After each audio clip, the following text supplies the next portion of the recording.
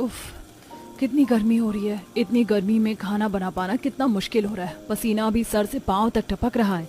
इतना बोल पूजा अपनी साड़ी के पल्लू से पसीना पोंछती हुई खाना बनाती है और गैस कम करके बाहर पंखे की हवा में बैठ जाती है।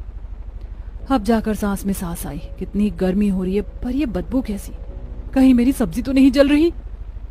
अब भागते हुए पूजा रसोई में जाती है और अपनी सब्जी देख एक बार फिर वह खाना बनाती हुई हवा खाने के लिए बाहर आती है। इस तरह वह कभी रसोई में खड़ी होकर खाना बनाती तो कभी बाहर जाकर पंखे की हवा खाती। ये देख सुमित्रा अपनी बहू से कहती है, अरे बहू, रसोई के चक्कर क्यों काट रही है? शांति से खड़ी होकर खाना क्यों नहीं बनाती? यही माँ जी, कितनी ज्यादा गर्मी हो रही है। गर्मी की वजह से मैं सही से खाना भी नहीं बना पा रही हूँ। अंदर बाहर बस चक्कर काट रही हूँ। कम से कम रसोई में एक फैन तो लगा ही दीजिए।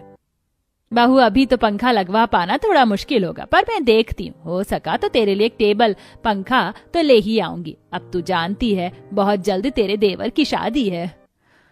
अरे मैं तो सच में भूल गई कि बहुत जल्द मेरी अमीर देवरानी घर में आने वाली है। उसके आने के बाद मेरा काम आसान हो जाएगा। आधा खाना मैं बनाऊंगी और आधा खाना वो।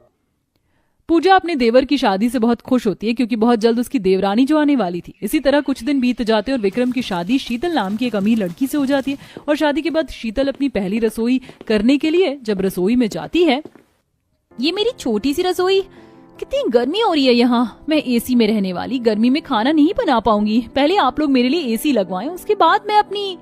देवरानी जी, मैं इतने दिनों से माँ जी को एक पंखे के लिए कहती रही, उन्होंने पंखा तो लगवाया नहीं, एसी कहाँ से लगेगा? ऐसे कैसे नहीं लगेगा? मैं काम करती हूँ, मैं खुद एसी लेकर आ जाऊंगी। इतना बोलकर शीतल रसोई से बाहर आ जाती है और जब इस बारे में पूरे परिवार को पता चलता है तो वो लोग शीतल को समझाने लगते हैं। बहू, शाम को मेहमान आने वाले हैं, अगर तू आज पहली रसोई नहीं करेगी तो लोग क्या सोचेंगे? एक दिन की बात है, उसके बाद हम एसी लगवा देंगे।